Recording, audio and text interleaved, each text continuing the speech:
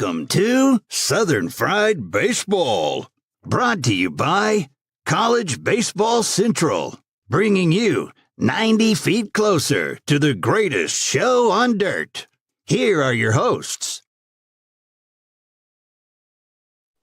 Welcome in, college baseball fans. Week 2 is behind us in the SEC. SEC teams want to combine 8-8 on the weekend for a 500 record like they always do. We had some sweeps. We had some Sunday salvages. We had some gentlemen's sweep. A lot to talk about. Nick, before we jump into that, how are we doing today? Doing well. Yeah. It was a good weekend. I'm actually thankful that it wasn't as crazy as weekend 1. My heart needed a little bit of a break, but it was still a good weekend. I feel like some teams clearly separated themselves and proved that weekend 1 wasn't a kind of a fluke, and some other teams did the opposite. So there's definitely plenty of us to break down here the next hour. Yeah, there's a lot to break down. 4-2 is what is atop the SEC. 1-5 is at the bottom of the SEC. If you may recall, A&M and Florida last year started 0-9. We don't have a team that had back-to-back sweeps. We didn't have anybody go 5-1. So it was really kind of a moving day, if you will. Let's use a golf analogy, between a ton of guys. It felt like everything I thought I knew about some of these teams last week, the inverse kind of happened. And that's kind of what I thought in this first series that we're going to talk about.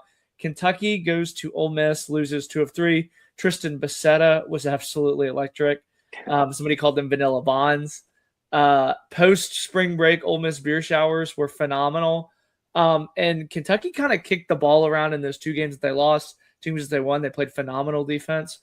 Again, Kentucky swept Bama and then dropped 2 of 3. Ole Miss sits at 3-3 in the SEC. As we look into it, is this Swayze being Swayze? Is this cause for concern for Kentucky? Is Ole Miss a little bit underrated? I mean, there's a ton of different ways you can kind of take this series. Yeah, I mean, you can tell me what you think, but it was, even though they dropped 2 out of 3, it felt like Kentucky was a better team throughout the weekend series. This was a game or series where it literally felt like if these teams played 100 series, they'd probably split it 50-50 each, like every time. It was that close. Both teams taking leads and then giving it up in like terrible ways. It was either somebody made an error or just throwing the ball right down the middle so the other team can hit a home run.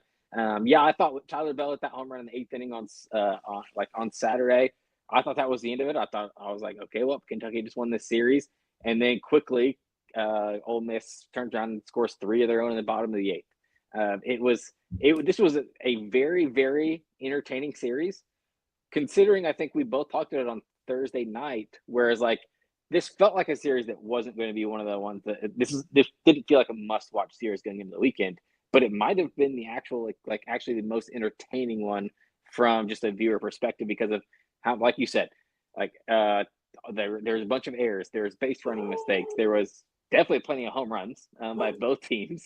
This was a very, I would say it was a positive weekend for both teams to take away. Obviously, both teams feel like they should have won. I think Kentucky should have won the series. If you're a Kentucky fan, Ole Miss, you got to be happy with winning that series. So, yeah, this was definitely a good one, and they feel like 2 teams that are probably the top 8 in the SEC right now. Yeah, they kind of feel like they're in that second tier. I think for me, it's that Swayze still kind of plays a really big factor. And for Kentucky, it's never good to lose series, but I feel like this is a series where, Nick Mingione can kind of get them to focus because they probably should have won that game on Saturday if they don't have the errors. They do have an argument, I think, even on Thursday. This is going to be one, I think, where Kentucky's going to look back and kind of kick themselves that they didn't steal this one because this could have gone a long, long way for them to get it.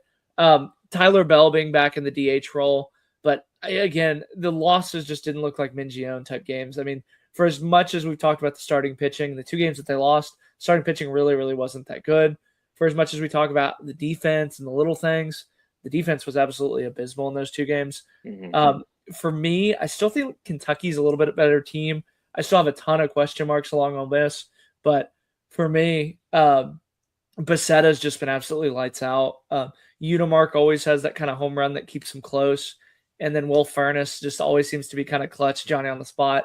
I thought it was weird that they walked Becerra, which makes sense because Becerra's been as hot as he is, for Furniss, because Furniss just seems to always come through like in those moments. I don't know what it is about his clutch gene, but 4-2 for Kentucky, 3-3 versus Ole Miss. Obviously, that Bama sweep looks really, really good if you're Kentucky.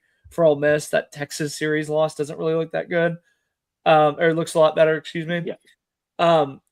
The interesting one for me is I'm really curious how Ole Miss is going to do outside of Hunter Elliott, because obviously they won Thursday with Hunter Elliott, they won Friday at Texas against Hunter Elliott, and outside of that, I mean, the Saturday game got really weird because they attacked that Kentucky bullpen. I don't think that's going to happen in a lot of these SEC Sunday games where Ole Miss is going to outslug people. That's the one question mark I have, is how is Ole Miss going to step up and get stuff outside of Hunter Elliott? Obviously, they're going to be getting their Saturday guy back, so that might be a little bit of, it might be like Stanfield at LSU, where it's just a worry you don't have to worry about. But that's really the only worry that I have for Ole Miss right now. Yeah, no, I'm with you. Obviously outside their schedule, because their schedule, we talked about it. It's a couple weeks ago when we kind of went over some of these schedules. Yeah, Ole Miss's schedule does them no favors. So it's definitely going to be very tough. I think there's 11 teams right now that are 500 or better in the league. So it's what separates you kind of from the other teams that are in that. You mentioned second tier. I think I agree with you there. I would say Kentucky, Ole Miss, definitely in the second tier. Even if you're top pack, that's still good in the SEC. It's not like you're second tier in the Big 12 or second tier in the Big 10. Second tier in the SEC can still get you a host. And I think both these teams still kind of have that in front of them, especially if you're Ole Miss. Like you say, you played 2 top 25 teams already and you're 500. You're happy about that. Like that's kind of what the SEC is. So it's what do you get outside of Hunter Elliott? Even Hunter Elliott still hasn't been. We picked him in our preseason. We picked him as he was like the pitcher of the year in the SEC. He's not throwing like that. He hasn't been that Hunter Elliott. So it's so we know he has that extra step he can get to, but he also can be more consistent. Where it's like we need to know what you're going to get every week out of him, because him winning on Fridays, we've seen it. It matters massively for Ole Miss. If they don't win on Fridays, then this is a team that their floor is a lot lower. Yeah, it's a lot closer to a sweep than bouncing back. I really liked Randall in the shortstop role too as well. The other kind of cause for concern is Becerra has been so hot that you worry, and this is kind of good transition to LSU, if when he starts to slump, that's kind of where the offense goes. And that's a good transition to LSU, who dropped 2 of 3 to the Oklahoma Sooners. They won Thursday night, and then Friday and Saturday they dropped them. I was there Sunday. And before we kind of jump into the X's and O's in this series, I want to bring up, and you and I were texting about this, about LSU. They don't do any of the little things right at all. No. This feels like a minor league team. And again, I'm not going to say that LSU is terrible because they don't bring gloves out to each other in between innings, but it's a half-assed meet the pitcher when they change pitchers. It's a half-assed high-fiving of the veteran, and that's the only time anybody in the dugout ever leaves.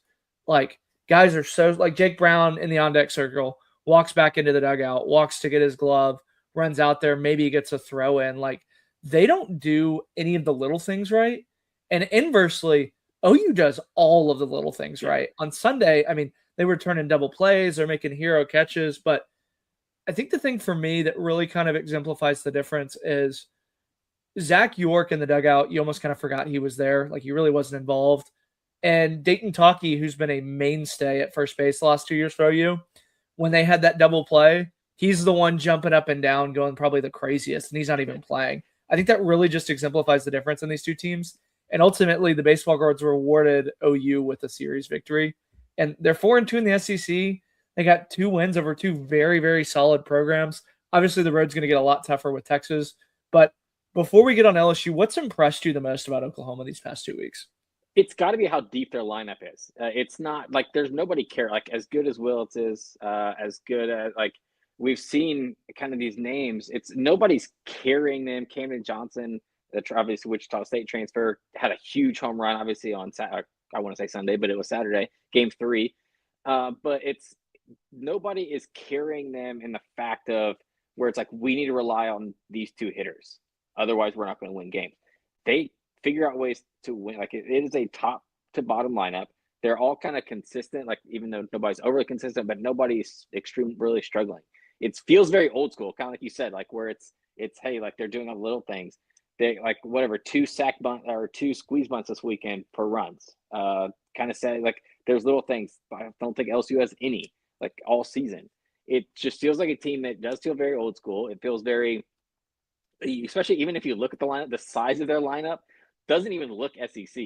Yeah, I mean, Willits is not an SEC floor hitter at all. No, like it's when you see him. Yeah, half the team you're looking and it's like, okay, they're all like 5'9" to 6 foot. They're all around that 180 to 210 pound mark. There's no giants. There's no like. It just doesn't feel very SEC, but it's obviously working.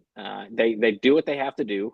Put the ball in play, which is a major thing, and that's what teams like. We'll talk about this like Arkansas. That's a thing that Arkansas needs to do better. That's a thing that LSU needs to do better. Where it's like you have these lineups, and if you don't put the ball in play, you don't give yourself a chance. And Oklahoma did it, and they continue to do that. And then obviously just rely on I would say above average pitching staff, not dominant, but above average, and give yourself a chance at the end of every game. Just keep yourself in it. I know we're probably going to get a lot of LSU fans that point out the high strikeout numbers, but I mean, they were long at bats in those strikeouts. Like they were fouling 5 or 6 pitches off at times. So, I mean, I know that the strikeouts were a little bit high, but that was a little bit uncharacteristic. I think the thing for me is they survive a Friday night start, quote unquote, from Cam Johnson that goes nowhere. Yeah. And they have the bullpen depth to kind of come back. I mean, Jackson, Cleveland, back-to-back saves. It's a fantastic team. Like I said, they don't really have a ton of guys that are probably going to be first-round picks. Like, I mean, if you really think about it, they have the worst version of the Branch brother and the worst version of the Willits brother. And they're still going out and winning SEC games. For LSU, I mean, good teams find ways to win games and bad teams find ways to lose them. And this just feels like a bad team right now. Oh, they're and all you really have to do, all you really have to do if you're LSU is you have to stay in the hunt. So when you click, you can still kind of have that like giddy up on the back nine. But it feels like a team that's jogging in the mile, like track meet, and they're just getting too far behind. So when that last lap comes and they get that kind of big push, it might be just too little too late. I mean, the bullpen's been the lineup's been They didn't get anything from Milam, Curiel, or Brown this weekend, and you know, it really kind of showed. That's the thing for me is I don't really know how LSU fixes this. It's going to take like a leader to step up and say we're better than we've been playing. Yeah, and I guess the question is also, you have these guys, you named, like, those are 3 big names. Jake Brown, you can't ask any more out of him than what he's done this season. Milam has been down. You talk about like Zach York, he was great the first 2 weeks and he's basically fallen off the earth. I think he's pretty much benched because I think Cerna's taken over that first base role. It feels like it, and I think he should be. He just is not hitting right now. Trent Caraway started off the year great, has fallen off a cliff. Derek Curiel, who was possibly the best hitter in the SEC last year, even as a true freshman, or he was not dangerous wise, but he was at least like his on base percentage was like 460 last year as a freshman. We got on base like every game except for one. Yeah, and then now he's doing that this year. And it could be teams adjusting. It could just be a personal thing. But let me ask you this, because you talk about, like, is this team going to run out of time? Where do you think, and don't look it up, where do you think they are RPI-wise, LSU, right now? 70s? 110. So it's like, life is going to come at you fast. Like, obviously the SEC schedule is going to help boost that, whether you win or lose. But the more losses they keep taking, it's going to hurt. And like, they're going to be right on that bubble range. Like 110, it's the second worst RPI in the SEC. Is Missouri the worst? No, Vandy is 178, which is worse. Like, that's worse than, like, that's the bottom half of the country. In the SEC, it's a little bit of a catch-22 because Missouri's not as bad and going to drag down RPIs, but also, yeah. I mean, there's a lot of really bad losses in the SEC that are dragging down RPIs. Like, yeah. Like Vandy being at 500. I think Ole Miss has some bad losses, South Carolina. So it's not like they're going to play. It's not like they have Ole Miss where it's like, okay, they're the third hardest schedule. Like, it'll be really interesting. And Cooper Moore is going to be out for the next 2 weeks. Yeah. And has William Schmidt done enough to solidify moving him into the Saturday role? What does Jay Johnson do with Cooper Moore out the next 2 weeks? Is the Cowan that we saw Thursday going to be the Cowan that we see going forward? I mean, there's a lot of questions that this team has, and they're running out of time to figure out answers. And you're not going to be finding yourself in SEC play. If Guidry is obviously their best arm out of the pen, it's like, and it feels like they have to throw him in these situations. And we saw them like they had to use him for half the game on on Saturday. And he only has so many bullets. Like he's not a starter. So it's like if you try to rely on him for 4 innings because that's what you have, it doesn't always work out like that. Like he was great in the 7th, he was good in the 8th, and gave it up in the 9th. It's like he can't be. It's a team like LSU with as much as they spend their bullet. It's like, where's Maverick Rizzi? Where are these guys that you spent this money on and like was supposed to be this extremely deep pitching staff? Why? The question is, why are they not producing? And like, why have they not been good? There's so many questions that just need answers. And I don't it's not only Jay Johnson doesn't have answers for them. Like even if you ask anybody in with the LSU media, obviously we have a couple there. Yeah. Nobody has real answers. Like there's nobody can say like, okay, well, nobody can point to a specific reason that something is happening or why this is going wrong. It seems like it might be one of those years. Yeah, and as you're the pitching guy, so I'll show you 2 red flags that I saw Saturday that kind of shows me how LSU feels about the bullpen. William Schmidt got through a 3rd time through the order, and he faced 2 batters and got hit really hard before they yanked him. I felt like they probably should have yanked him 3rd time through the order. And then Guidry, the 2nd time through the order as a bullpen arm, they leave him out there a little bit too long, and he gets the bases loaded. Is that kind of cause for concern that both Schmidt and Guidry probably went about an inning too long? Is that Jay not having feel for those guys? Is it Jay not trusting anybody in the back end of that bullpen? What do you think it is there? Oh, I think it's definitely not trusting the depth. Because it's like, okay, they probably right now have like 5 reliable arms, and with 2 of them being starters, and then obviously Guidry in the back end, it's like we need to have these arms throwing as many innings as possible.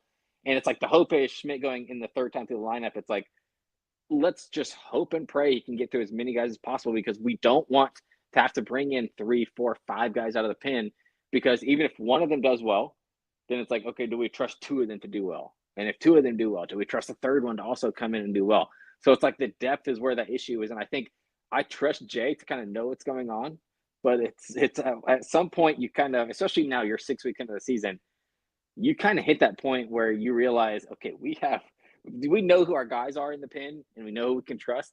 So it's like, if we're going to fight to keep guys on the mound a little bit extra, it proves that we want to use as few arms as possible to win this game. Yeah. Everybody always says, trust Jay, trust Dre, but like at the end of the day, does Jay trust them? Like somebody has to go out there and pitch. Well, it's not like he's like nobody can punt. Trust. Yeah, they haven't earned his trust either. Another big series, Missouri wins Friday against Tennessee before they bounce back. Tennessee had a fantastic bullpen outing from your guy on Saturday.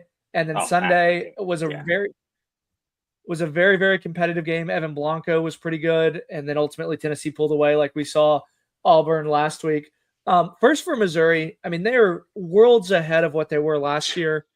But caveat, this does feel like one where you have to wait them out. So when they face kind of these dynamic elite lineups like A&M this weekend, maybe it kind of happens a little bit earlier.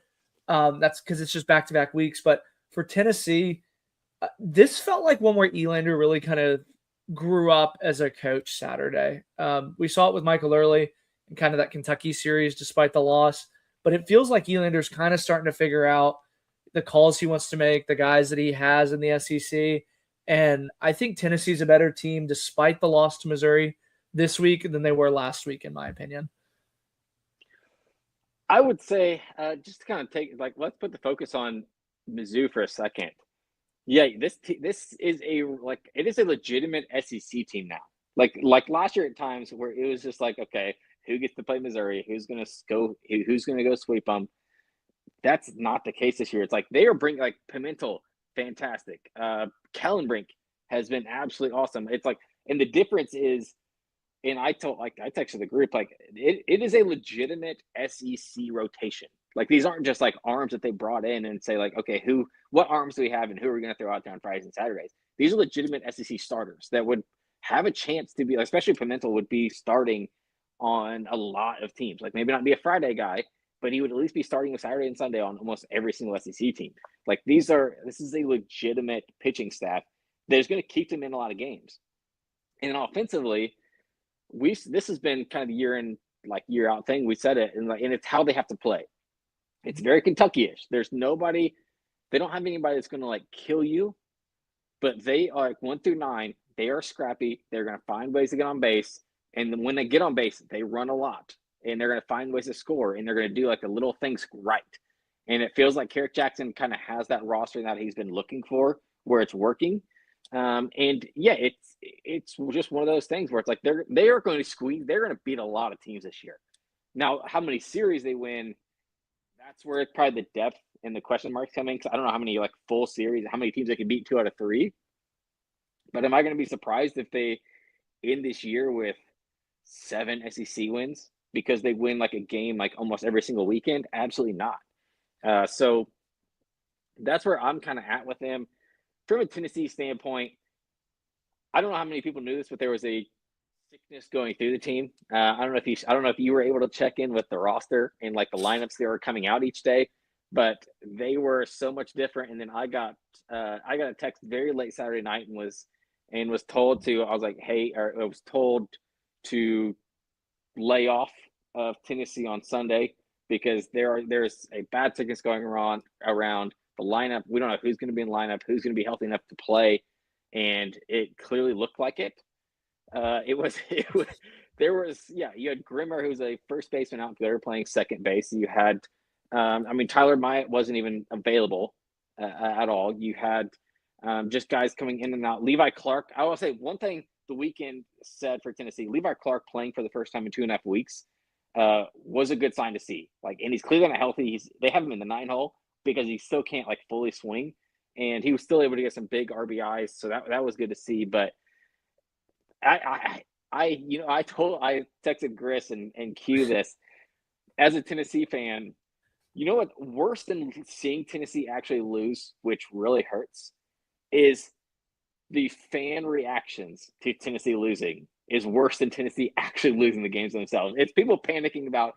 It's like, oh, Tegan Kuntz should never start another game in his life. It's like he's literally projected right now. Like Baseball America came out there new. He's projected as like the 21st overall pick in the draft.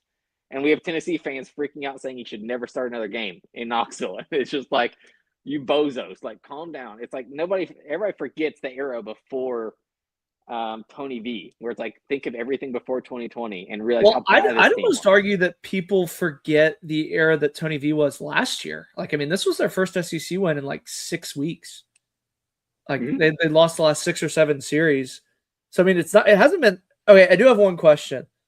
Yeah. Did you see that god awful hat with the San Francisco Giants logo? Oh, and on the side, yeah, the Tennessee logo on the front. Yeah, I don't know what that was. Yeah, they definitely made way too much of a commotion on that one on the airs. Yeah.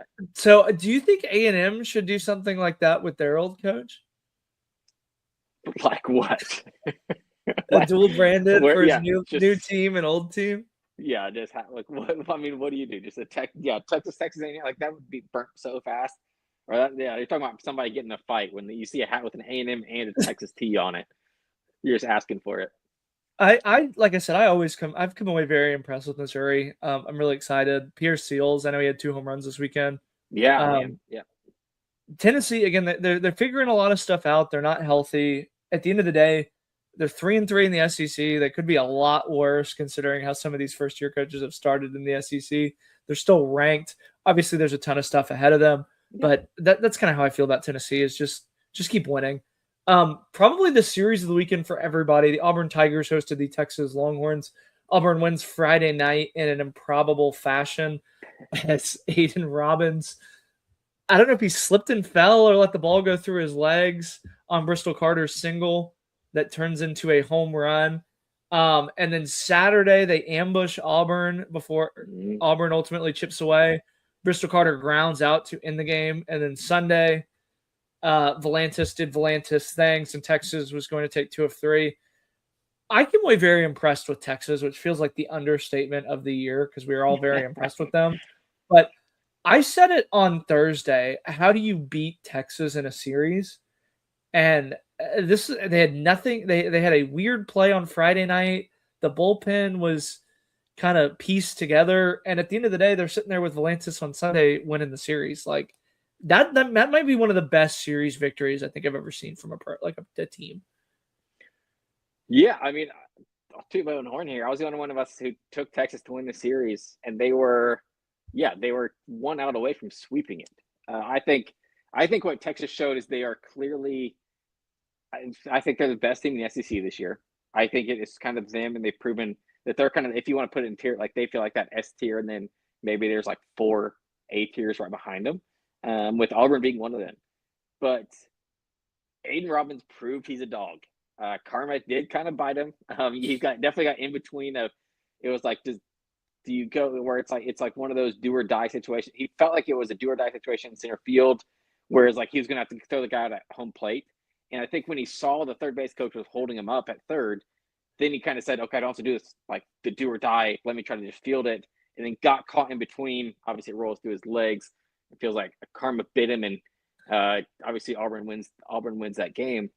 Did you see him do the horns up after the second home run at the crowd? And I didn't. No, and I was even asked because I got a ton of, so like obviously like running our Twitter, like I put out there like Aiden Robbins, put the team on your back, kid. And I got a ton of replies from like DMs from Auburn people being like, oh, Karma after he basically taunted Auburn's fans and like their dugout. And I was like, I honestly didn't see him like. So I thought it was a curtain call because you know how Texas does that after every home run. I've seen, yeah. No, that was I saw the video. That was not what it was. So he did the clap thing that they always do, which is fine, and then he shushed the crowd and then pointed up and went like this, like he won, like they won the series, so he bounced back. But it was the most Philly thing I've ever seen. Like in the kid's from Philly, so it makes sense. But it was the most Philly thing I've ever seen. And he got the last laugh. They won the series. Yeah. He hit a moonshot the next day. Yeah. Like, I mean, he's a stud. Like, it's somebody like that where if you're like Schloss or Kane or somebody, you're like, be yourself. Like, don't go into his shell. And sure enough, he was himself on Saturday. I said this last week or 2 weeks ago on the show, and it was an accident. Like, it wasn't an accident then, but it felt like and I even said it personality-wise. I was like, because he's the one bringing all the energy. Remember what I said? He reminds me like Drew Gilbert for Tennessee, where it's like he embraces that villain role. It's even like more so now. It was, and I even said that was kind of like off cuff, where it's like he did that, like he did that from the get go at Tennessee. Like that's just who he is as a person. And obviously he's doing it now in San Francisco. Like he's doing all the weird, like the headbutts. He's screaming at people in the face in the dugout. And now it feels like it's like, okay, this is who like Aiden Robbins is. It's like his personality is coming out, and it feels it feels like that, where it's like he doesn't care if you can call him the villain all you want. He's going to embrace it, and if he's the best player on the field, then what are you going to say? But yeah, I love it personally. I don't care about people being like, oh, just show up and play the game. Like I am so like new school that it's kind of crazy, but yeah, it's have fun. At the end of the day, these are 18 to 22-year-old kids. So I could care less if a 20-year-old is taunting some 45-year-old dad in the stands and it hurts his feelings. Like, get over it. Like, otherwise, you're just like a sad fan. But just to kind of touch base on like where we are, let's kind of focus back up a little bit. These are two of the top 3 or 4 teams in the SEC. Both pitching staffs, at least starting wise, we're very good. We like, especially like Marciano, we got exactly one out of hand. Like he proved it. Where it was one of those things where it's like, okay, has he really faced an offense that can do damage? Probably not until Texas, and it was like, holy crap! Like, okay, this is a legit ace. We didn't learn the Texas bullpen once again. Kind of hurt us. We talked about their depth. We talked about, is it just Grubb? Is Grubb's the only guy? And once again, it felt like they tried to blow, obviously outside of Sunday, where it's just kind of clean and easy. It wasn't pretty all weekend. So that's like, you Burns tried his hardest on Saturday. Saturday, that one. God, oh my goodness. Yeah, I was having a heart attack with betting on him. But it's one of those where it's like, how do you beat Texas? Like maybe it is keep it close and get to that bullpen. And if like, hey, if Grubbs and Burns beat you, so be it. if you can get another arm out of that pin, then like let's try to make money that way. Do you have any cause for concern that both Mendoza, Rodriguez, and Timo are all hitting under 200 in SEC play? No, it's early because enough. Mendoza he was hitless on the weekend. Yeah. Rodriguez still does not have a home run. He was a little bit better after being bad at Ole Miss, and then Timo, I think he's kind of regressing back to what he was, right? Regressing back to his mean. But he hasn't been great either. Do you move Mendoza out of that leadoff spot? That's the thing for me is Borba's been really good at the bottom of the order. So you don't know if you move him up, if that'll mess up like the pitches that he's seeing. Yeah. But I mean, they're getting nothing from Mendoza in the leadoff spot. Tenney's been kind of Robbins in the 3-hole's been great. When Rodriguez has not provided the power, like he's hit 4-hole just about every game, and he doesn't have a single home run. That's like unheard of in the SEC. They have Timo right behind him at 5. That's the thing that I think's the scariest part about Texas right now is the bullpen's been shaky. The lineup hasn't really lived up to its billing that it was in out-of-conference play, and they're still sitting at 4-2 in the SEC atop of it and beat 2 really, really good teams. I don't even think this Texas team is close to peaking at all. And like I said, the lineup's going to deliver. Like Mendoza and Rodriguez, I think, are just too talented to be hitting the way that they are. That's the thing is they just had so many guys step up from a lineup standpoint. They've done just enough, if you will. Yeah, and I think it is one of those things. I don't know if it doesn't feel like they have a true leadoff guy kind of in that lineup. Like there's not somebody where it's like, okay, this is going to be our on-base guy every single week, except for Aiden Robbins. But you don't want to move him from like you want him. But he hits home runs. I know you want him hitting like second, third, most likely. So it is, but that's where like the difference comes in. Like I would say probably Anthony Pack, but it's also like, do you want a true freshman leading off? And then like, I mean, so it's one of those. It's a weird situation for Texas where it's almost like, which is a good comparison. Think of it this way, like maybe you can. I actually want to know if you disagree or agree with this, where it feels like 1 through 9 talent wise, feels like LSU 1 through 9 talent wise. The difference is Texas had so many different guys step up in different games. Where it's like you talk about the batting average, you talk about the on base percentage, but it's like Anthony Borba is like literally won them a game last weekend just because he's went nuts. They have like these hitters are individually having their like such great games that can win them games. Like they're so talented where it's like this guy can carry us this day, and that's good enough. Where it feels like LSU has all these guys like they could carry them each day, they just aren't. And that kind of feels like where Texas is at is like they have 7, 8, or 8 guys that can go off at any given time, and it's like, okay, this is now our best hitter on the weekend, and we can rely on this guy. They remind me a ton of that 2024 LSU team when they got hot at the end of the year, which ironically Larson was kind of the big catalyst behind that. Yeah. But there's not really like somebody that's going to hit, have a 7 or 8 game hitting streak in this lineup outside of maybe Robbins. But I mean, like you said, Duplantier, a 5th-year senior. First home run. Yeah. Borba's won them a few games. Timo earlier in the year won them a few games. Like they're going to get production, I think, out of the lineup. It's not a very consistent lineup, but again, they're throwing so much stuff at the wall, it really doesn't matter. Yeah, as long as the pitching staff, as long as the starters keep holding everybody under like 2 or 3 runs, yeah, they'll be okay.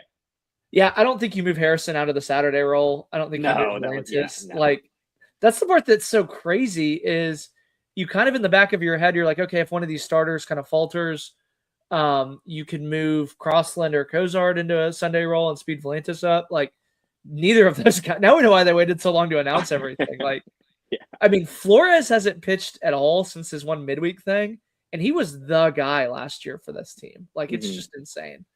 We're at the halfway point. We want to thank our friends over at Home Field. Cue the Chris, if you will. Before we get back to the action, we've got to tell you about the best gear in college sports. The place to go is Home Field Apparel. Check out the Diamond Classics collection, high-quality throwback jerseys for your favorite team. From the Arkansas Razorbacks to the Vanderbilt Commodores, Home Field has you covered. Home Field's the only apparel partner of College Baseball Central, Gear up for game day by visiting homefieldapparel.com. We want to thank our friends over at Home Field. The Diamond Collection has been fantastic. I have a few from it. They're really, really high quality. The hoodies are really, really high quality. But let's come back down the back nine, if you will. The Florida Gators went to Tuscaloosa and got swept in probably one of the worst series of Kevin O'Sullivan's career. They get no hit Friday. Saturday, they bounce back and lose. And then Sunday, they're up with Cooper Walls going. I go down to take pictures and come back up, and they are getting their shit kicked in. F weekend, which is kind of funny that that's Florida's logo, because this feels like the grades for these two teams is A for Alabama and F for Florida. Yeah, no, it was like, from a positive note, Alabama answered what we wanted to see. It was like, okay, we need their starters to be like, they need to live up to the billing we expected before the season. Tyler Fay, obviously, could not have been better. You throw a no-hitter against Florida. I don't care if it's 132 pitches. I hate also, side note, little tangent, people saying that he shouldn't, like this, they're ruining it. They're ruining this kid for letting him go 132 pitches. How many no-hitters do you guys get to throw in their lives? And then especially against Florida, it's like, let him go. Especially, he was still throwing 95 in the ninth inning. It's like there's a difference, people, between 130 like stressful pitches and 130 pitches with like nobody on base.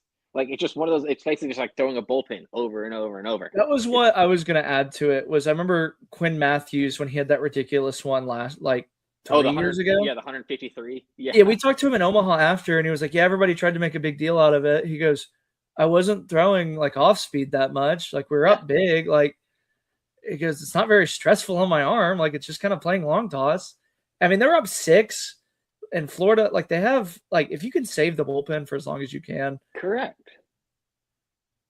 What do you think about Florida, man? Because I've been worried. I keep talking about this. This offense is so hit or miss. They even got Cade Curlin back this weekend, who did nothing. Blake Sear came back this weekend, who really didn't do anything. Bad thing is, we talked about it on Thursday. They're basically being carried by two guys. Kurowitz, I guess, had an okay weekend.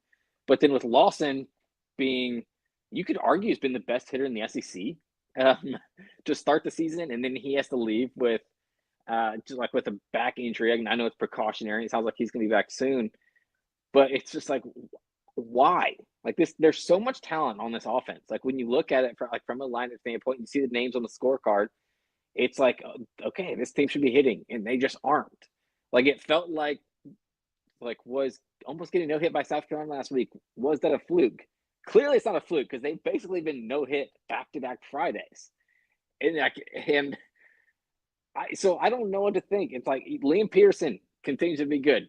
Aiden King probably had the worst start he's had since being at Florida, but was still good enough to win. They just couldn't.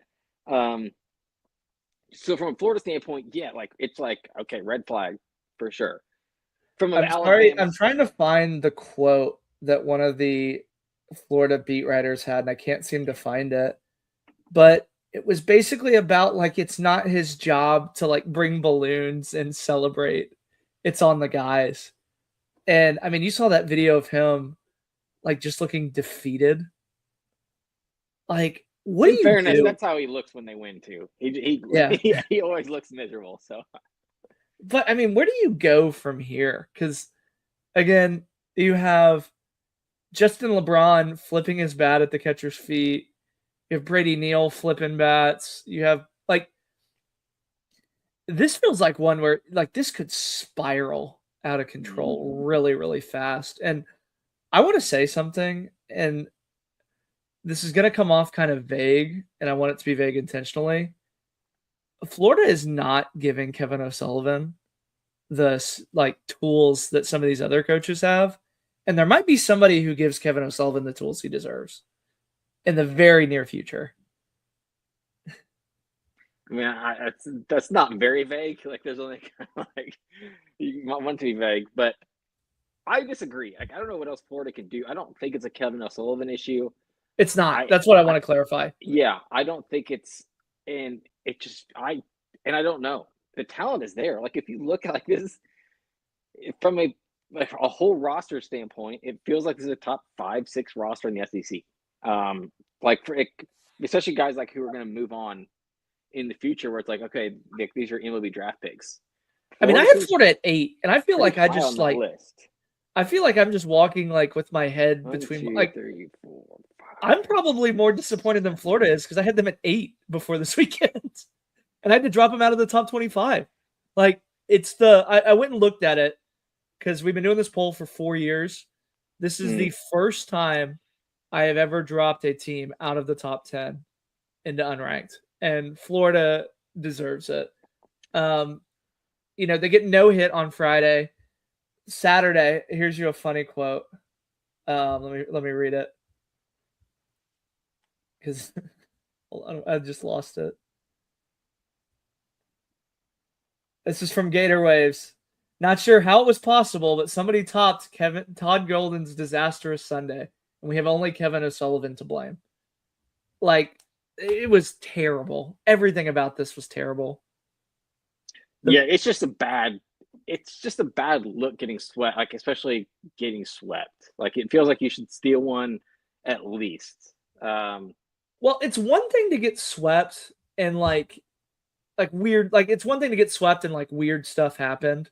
Like I know Tennessee didn't get swept last weekend, but like the Stone Lawless rob, like if you got swept, like that's really not that big of a deal. If you lose on like a walk-off, I think, but like they weren't competitive. No, they got outplayed. Any of these games, flat out outplayed. This reminded me of like Missouri last year, like where they would just come in, get the shit kicked out of them, and leave. Like, and I don't know what happened on Sunday with Cooper Walls, because again, when I was watching the game, he was cruising, and then I go down to take pictures at A&M Georgia, and he's just gone. Like, and they're giving up home run after home run, walk after walk. Like, he pitches 4 1/3, gives up 1 run. I mean, just listen to these. Like, I hate to like box score read. Ernesto Longachola, 1 inning, 3 hits, 3 runs allowed. Russell Sandiford, 1 out recorded, 3 runs allowed. Joshua Whitnor, 1 out recorded, 4 runs allowed. Luke McNeely, 1 inning, 3 runs allowed. Like, that's terrible. That's terrible at a midweek when they're playing these midweek teams. Like, everything about this team. The good news is that it is kind of salvageable. For as negative as we've been about Florida, they do have Liam Peterson. They do have Aiden King. They do have what could be Cooper Walls. So they're probably the team that's probably going to figure it out. For as negative as we've been, they can pitch out of this. But I mean, man, they just look like they don't give a shit. They look like they don't give a shit. We will see. That's a great segue into the Arkansas Razorbacks. Obviously, they took 2 of 3. That was a little bit of a footnote for the weekend as Paul Maneri was fired. Arkansas wins 22-6. During the game, there was rumors that the buyout happened during the game. South Carolina responds under Coach Monty Lee. If the shortstop doesn't make that error, they probably win that game. And then on Sunday, Arkansas loses 9-4. So Arkansas kind of back to their old ways, if you will. Would you kind of agree? Yes. It's still the offensive issues are there. A lot of strikeouts. Pitching was fine up until Sunday. I wouldn't say it was great. So I saw the same issues. They didn't I would say answer any of the questions I had going into the weekend. I thought they would sweep. I think they should have swept. Like people who are giving Tennessee grief because they dropped the game to Missouri, where's that same sentiment for Arkansas who lost the game to South Carolina, considering we all think South Carolina is worse than Missouri this year? So it's like that's a worse loss. And especially you look at like the schedule and how SEC it's so cool. You have 7 teams that are 4-2, like that are tied for first place at 4-2.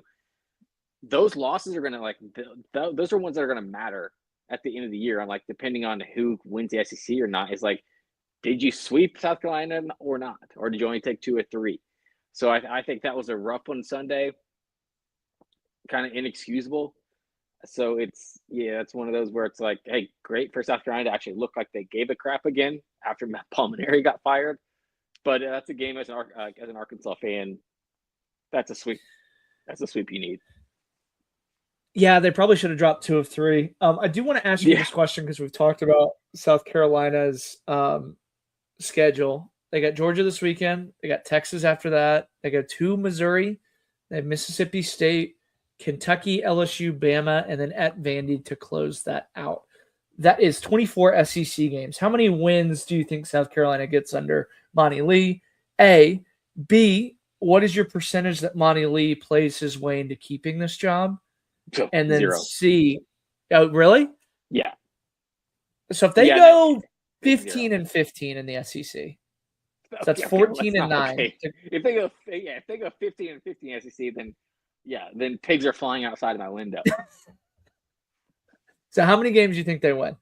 I think they win 4. I'll say they probably sneak up it. Yeah, because that offense, we talked about this so much. It's like there's enough talent on that offense that they brought in from the transfer portal where it's like there are some guys that can go off in particular games and will win them some games.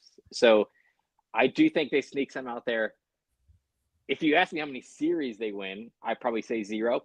I don't think they win any of those series, but I think there's a good chance that they steal one, just like they did this weekend in like some of those series. But Monty Lee's saying that's not happening.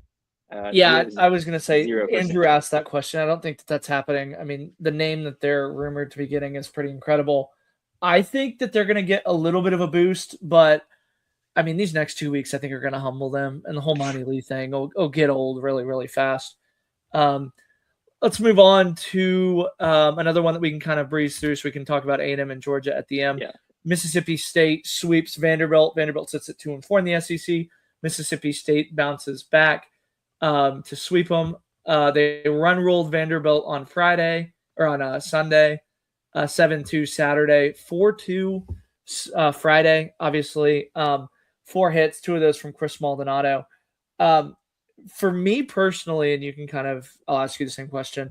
This weekend told me more about Vanderbilt and Vanderbilt being bad, more so than Mississippi State being really that good. Is that kind of what you saw? Yeah, I mean, I picked going into the weekend. I picked Mississippi State to sweep this weekend. I've been low on this Vandy team all year long. It just seems like that's kind of what's coming to fruition right now. Which is a weird thing to say, is like because Corbin doesn't have usually what Vandy could rely on was we knew what we would get from their starting pitching and their bullpen. It's like they were going to keep them in games, and then the question was, could the offense do enough? They don't have that this year. Like, it doesn't matter. Colin Fennell isn't doing enough. Obviously, they do. It's just not one of those staffs that's really going to just mow you down and keep them in games. And especially having to go on the road. And I will say also, we do need to bring up, because props to Mississippi State, 45,000 people in a weekend is bananas. And the stat I saw where it was, they put it on TV, where it's literally the top 25, the top 25 highest attendances in all of college baseball all belong to Mississippi State now. They're the top 25 highest attended games, on campus games. They want to expand the stadium. Games. That's the other part that's crazy. Which is awesome. It's I get it. There's nothing else to do in Starkville, Mississippi besides go to a baseball game. That obviously helps. But it's you have obviously never been to the Cotton District, Nick, and it shows. Okay, the fact that it's called the Cotton District tells me all I need to know. But it's one of those things where it's this is awesome. That fan base deserves everything. And I think you saw why, when people always ask O'Connor, when they ask O'Connor, they're like, why would you leave? You're so settled in at Virginia. Why you want to go to Mississippi State? And he said it, he's like, this is the next challenge.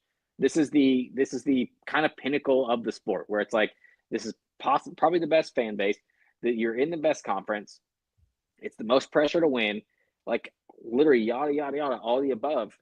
And he's embracing it, and the team is embracing it. They're full of just kind of dogs. I want to say where it's and I know that seems like a pun with them being the Bulldogs, but they aren't. Even with Ace Reese being the star, he doesn't feel like a star. He doesn't act like a star. You talk about Teal, he doesn't act like he's a star of the show. It's it literally is a very old school type team with all these great players on it that are scrappy and just want to win. And that's kind of that is a championship pedigree right there. Yeah, they have a championship pedigree. Before I talk about Mississippi State, though, because I went and looked this up, Vanderbilt is 1-5 on Sunday games, with their one win being against Marist. That's 11 runs to Oklahoma State, 6 to Oregon, 16 to LSU last week, and 17 to Mississippi State this week. Well, we said that on Thursday, where just the fact that they are having to right now put TBD, like when every team sends out their rotation, they don't have a third guy. And I get, obviously, with an injury, that changes things. But still, whenever in Corbin's tenure have they ever had to put TBD on a Sunday because they don't have enough depth? And it's going to get worse. Blanco's really good on Sunday for Tennessee. Sims at A&M is the best Sunday guy probably the best guy that they have. And then Volantis on Sunday. Like, this is going to get worse before it gets better. But for me, Mississippi State, it's a team effort. We've been talking about that for weeks. Bryce Chance is, I think, having a super senior moment. He's been on an absolute tear. You mentioned Aiden Teal and Ace Reese. Those are the two draft guys outside of Tomas. And they're just like, not in like a negative way. They're just another dude on the team. Like, it's a really deep team. That's, I think, speaks to the volume. O'Connor really did mesh two teams with a few guys from Virginia, a few guys from Mississippi State, a few guys in the transfer portal. And I mean, they're one cohesive unit 2 weeks into SEC play. Our final series, the Georgia Bulldogs go into College Station and take 2 of 3. Georgia wins 9-4 Friday. They win 8-2 Saturday, and then A&M obviously gets them 18-5 on Sunday. What's your opinion of this series? Do you know more about Georgia? Do you know more about A&M? What's kind of the story with you? I'm going to go with I'll take the Georgia side. I'll leave the A&M side to you. I'll say from a Georgia standpoint, because they hadn't left the state like this, literally the state yet. They had played every single game except for one at home. So it's like, what are they going to look like on the road? We talked about the environment at Bluebell, where we talked about the ball 5 chance and the bubbles, and they kind of embraced it. It's like, bring out the bubbles. We're going to hit all the home runs. Like, you guys can do whatever you want. And think how much worse those games could have been if 7 home runs they hit weren't all but one, like the Colby Branch one, were all solos. So it's like, it could have been a lot worse. This is a team where the offense is going to be there. It doesn't matter who's up. It doesn't matter what inning. It's not like, oh, great, like the middle lineup's not up this inning, so we can kind of take a break and relax. It's like, no, it doesn't matter if 7, 8, 9's up. They might be launching balls over the scoreboard. So I was impressed there. This is still a team that's going to go as far as the pitching staff takes them. And yeah, maybe you feel different, but I thought it was very, very clear that they went in there. The plan was like, okay, let's get 2. The fact that they brought in, like, Dylan Viggie obviously started Saturday, another great start out of him. This is not the Dylan Viggie from Michigan that we saw. We talked about that on Thursday. But the fact that they followed up Viggie with Matt Scott on Saturday, and he literally finished the game. He went, I think, the 6th on, showed me like that they were just like. And okay, Aoki pitched Friday for him too. That's the other thing. Yeah, no. So Aoki was on the bullpen on Friday. Correct. This was one of those where it's like, we're going to throw our 4 best arms in the first 2 games. We're going to make sure we win these 2 games, and whatever happens Sunday happens. Like, let's try to outscore them. Obviously, we saw what happened Sunday when you have no arms. Like, you only have 5 arms you can rely on. That's where it's tough. But it was one of those where it's like, let's get 2. They got 2. They looked like the overall better team. So I'm very impressed with Georgia. This Georgia team. I have them ranked. I don't know where you rank them overall, like nationally. I put them 4th this week, which is the highest I've had them. I think they deserve it. I have them 4th as well, behind Georgia Tech. For A&M, and I got to see them on Sunday. And granted, I know that it was a big blowout game, but I came away very, very impressed with Georgia. Trey Phelps, I know I didn't see him much. It's just a cramp, so he's going to be fine. Yeah. But there were 2 things that really stuck out to me, like when I really went back and watched it about Georgia. The home run that Colby Branch hit was, I think, one of the wildest home runs I think I've ever seen. Like, he gets fooled on a changeup, like just throws the bat head and like flips it over. For as much as we talk about A&M and the power guys, like Georgia, A&M only had 1 home run to Georgia's, 9 or 10. Georgia broke a metal bat. I thought that was kind of crazy. Yeah, that's always cool. And they got kind of sad when like the metal bat broke too. That was a little bit funny. Aiden Sims had a pretty interesting comment post game, and I want to get your thought on this. He said, and I quote, "Yeah, it's real easy to hit when you know what's coming." Okay, like, throw do more you than think one pitch Georgia's? throw more than one pitch for a strike. Like Yeah, that like as an A&M guy, like how can you be mad when it seems like okay, you can't throw any off speed for strikes, and you get mad yeah, at them for hitting the fastballs that you have to throw in like down the middle of the plate.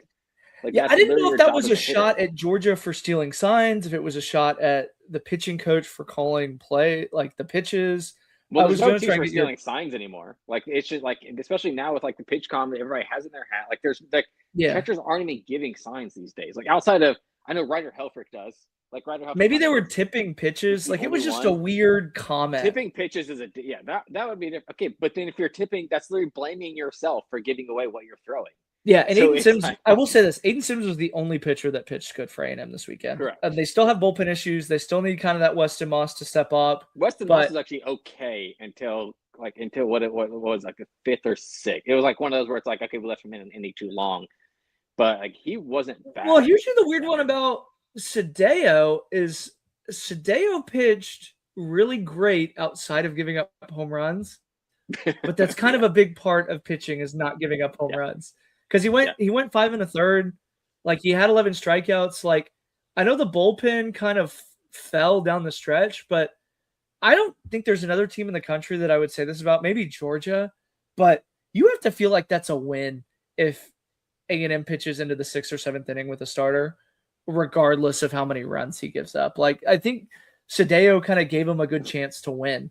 Obviously, they need to kind of clean up a little bit of the stuff, but at least for me, that was kind of how I felt. And then on Sunday, that was kind of the lineup that I think we all expected to see all weekend. We didn't see that pitcher's duel like I kind of jokingly predicted, but A&M's got a really interesting 2-week stretch with Missouri and Vanderbilt that I think if they can roll through this, go 4-2, 5-1, we're going to feel pretty good about them. But at a certain point, you know, they lost to UCLA, they lost to OU, they lost to Georgia. I mean, those are, in my opinion, those are 3 of the top 5 teams in the nation.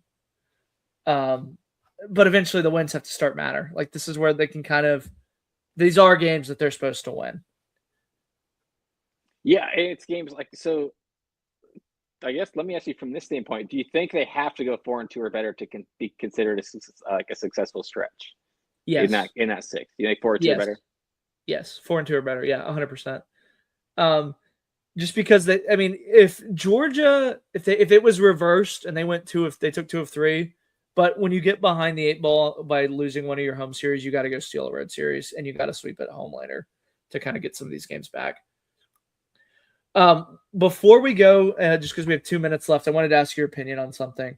I tweeted this out, but LSU, A&M, and Vanderbilt all sit at 2-4. Which one of those 3 teams do you expect to kind of turn it around? Depends and you can't say none. I know. Depends on what you mean by turned around. Like who of those 3 do I think finishes the highest in the standings? Yeah. I will go with A&M. I was going to go with A&M too as well. Yeah, I think Vandy. I feel like it should be happy that they're 2-4.